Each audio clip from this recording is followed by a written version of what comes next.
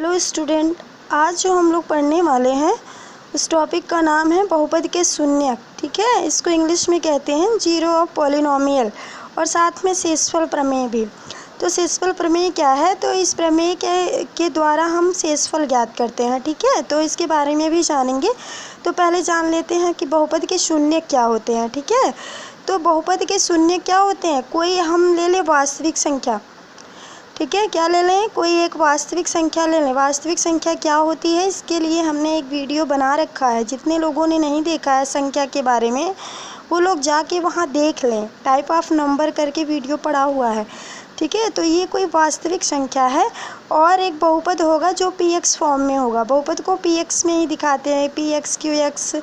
ठीक है, ऐसे का क्या कहलाएगी? शून्य कहलाएगी। कब कहलाएगी? जब हम इसका मान यहाँ रख दें, इस बहुपद में रख दें, और रखने पर क्या हो जाए? उस बहुपद का मान शून्य हो जाए, तो हम कहेंगे कि ये जो मान दिया गया था ये बहुपद का शून्यक था। ठीक है, कहने का कुल सेंस ये है कि जो दिया रहेगा मान, ठीक, जैसे यहाँ कोई मान दिया है वास्तविक संख्या, ठीक है, जब इसको हम बहुपद में रखेंगे तो उस बहुपद का मान शून्य हो जाएगा। तो हम कहेंगे कि ये जो संख्या दी हुई थी वो उस बहुपद की क्या थी? शून्यक थी, बस, और कुछ नहीं। अब देखो, यहाँ हमने नोट में क्या लिखा है कि प्रत्येक रैखिक बहुपद एक और केवल एक ही शून्यक रखता है। कहने का मतलब ये है कि अगर कोई रैखिक बहुपद है तो उसका केवल एक ही शून्य होगा। क्यों? क्योंकि उसमें एक ही टाइप के चर होंगे, उस पर अधिकतम घात भी एक ही होगा, तो शून्यक भी कितने होंगे? एक ही होंगे। अगर द्विघात है, ठीक है, द्विघात का हमारा बहुपद है तो उसके शून्य कितने होंगे? दो शून्यक होंगे। लेकिन रैखिक बहुपद का शून्य कितना होगा? एक होगा। ठीक है, अगर किसी को बहुपद भी नहीं आता है कि बहुपद क्या होता है, बहुपद के प्रकार क्या होते हैं, तो इसके लिए भी हमने एक वीडियो बना रखा है, बीजीय व्यंजकों का भाग। उसी में हमने बहुपद के बारे में डिटेल्स बताया हुआ है। ठीक है, तो जिसने भी नहीं देखा है वो देख ले। इसीलिए हमने पहले क्या किया था? बेसिक्स को कंप्लीट कराया था और फिर हम क्वेश्चन कर रहे हैं उसी से रिलेटेड। अब देखो, बहुपद के शून्य ज्ञात करना कैसे हम ज्ञात करेंगे? क्वेश्चन हमारे पास कि px = 4 - 3x के शून्य ज्ञात करें। तो शून्य निकालना है तो सबसे पहले हम शून्य के बराबर रखेंगे। किसको? बहुपद को। तो हमने मान लिया, यानी कि लिखेंगे px बराबर 0 रखने पर। तो px बराबर जब 0 होगा तो 4 - 3x बराबर भी तो 0 होगा, क्योंकि ये दोनों आपस में क्या हैं? बराबर हैं। तो 4 - 3x बराबर 0 होगा। अब हम पक्षांतर कर देंगे। पक्षांतर करने सबको आता होगा, ये तो बताने की ज़रूरत है नहीं। पक्षांतर में हमेशा क्या होता है? साइन अपोजिट हो जाता है। प्लस का माइनस, माइनस का प्लस, गुणा का भाग, भाग का गुणा। ठीक है, तो हम पक्षांतर कर देंगे और x का मान निकालेंगे तो आ जाएगा 4/3।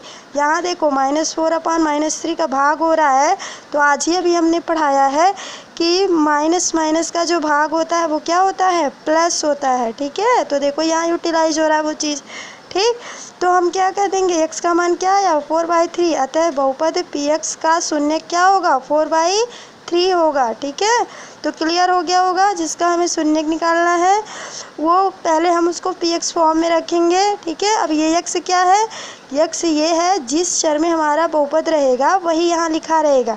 जैसे ही x चर में बहुपद था तो x था, y चर में होता तो क्या होता? y होता, z चर में होता बहुपद तो z होता।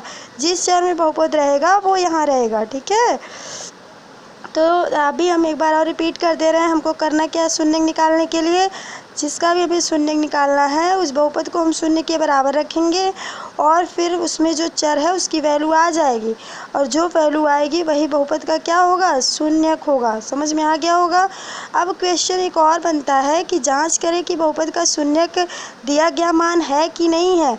मतलब अब कहता है कोई दे देगा, कोई मान दे देगा और कहेगा कि आप सिद्ध करके दिखाइए या हमें बताइए कि ये बहुपद का शून्यक है कि नहीं है। तो कैसे करेंगे? इसके लिए हमने एक विधि लिख रखी है, मतलब मेथड्स लिख रखे हैं। देखो कैसे करेंगे।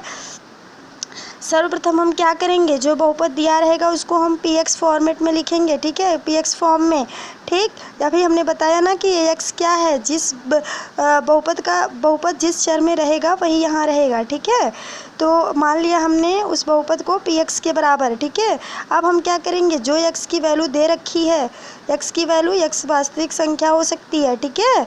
तो जो x की वैल्यू दे रखी है उसको हम क्या करेंगे, px में रखेंगे, जहाँ जहाँ x है वहाँ वहाँ रख देंगे x की वैल्यू, ठीक। और जैसे ही हम x की वैल्यू रखेंगे तो जो हमारा बहुपद होगा उसका मान 0 आ जाएगा, ठीक। अगर हमारे बहुपद का मान 0 आ जाता है तो हम कह देंगे कि ये जो दी हुई संख्या है वो इस बहुपद की ही शून्यक है। और अगर नहीं आती है 0, ठीक है, तो हम कह देंगे कि ये जो दी हुई वास्तविक संख्या है इस बहुपद की शून्यक नहीं है, ठीक है। अब देखो एक क्वेश्चन में हम लोग समझ लेते हैं। सत्यापित कीजिए कि दिखाए गए मान निम्नलिखित स्थितियों में संगत बहुपद के शून्यक है कि नहीं है। तो ये दिया हुआ है px बराबर ये, और x की वैल्यू क्या दी हुई है, -1 दी हुई है, ठीक। तो हमने क्या कहा था कि सबसे पहले px फॉर्म में लिखेंगे, तो ये पहले से ही दे रखा है तो कोई दिक्कत नहीं, हम ऐसे ही लिख लेंगे, ठीक है। अब हमने px को ऐसे ही उतार लिया, x की वैल्यू हमें क्या पुट करनी है, -1। तो x की वैल्यू हम -1 रखेंगे तो क्या होगा, जहाँ x है वहाँ हम क्या रख देंगे, -1। तो हमने यहाँ भी रख दिया -1, यहाँ भी x है तो -1 का क्यूब हो गया, यहाँ भी x² था तो -1 का स्क्वायर हो गया, यहाँ भी x था तो -1 हो गया, और ये -1 हमने उतार लिया, ठीक है। अब इसी को सॉल्व करते हैं। तो माइनस का जो क्यूब होता है, जब हम -1 का क्या करेंगे, 3 बार गुणा करेंगे तो क्या होगा, माइनस में ही आंसर आएगा, ठीक है। देखो माइनस माइनस का गुणा प्लस, फिर प्लस का गुणा जब माइनस में करने जाएंगे तो क्या हो जाएगा, माइनस। अभी आज ही हमने समझाया है कि कैसे गुणा करते हैं चिन्हों का, ठीक है।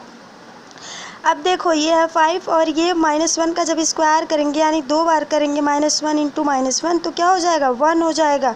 और ये क्या होगा, देखो मल्टीप्लाई करेंगे, प्लस माइनस का मल्टीप्लाई क्या होता है, माइनस होता है, तो -5 -1, ठीक है। अब हम क्या करेंगे, इसी को सॉल्व करते हैं, -2 -5, ये भी -5 और ये -1 उतार लिया।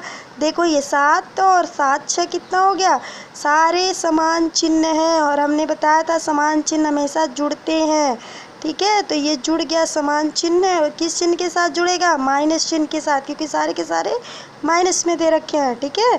तो हम क्या देख रहे हैं कि p-1 की वैल्यू 0 नहीं है, ठीक है, यानी p-1 is not equal to 0। और जब 0 नहीं होगा तो जो ये -1 है x की वैल्यू वो इस बहुपद की शून्यक नहीं होगी, ठीक है।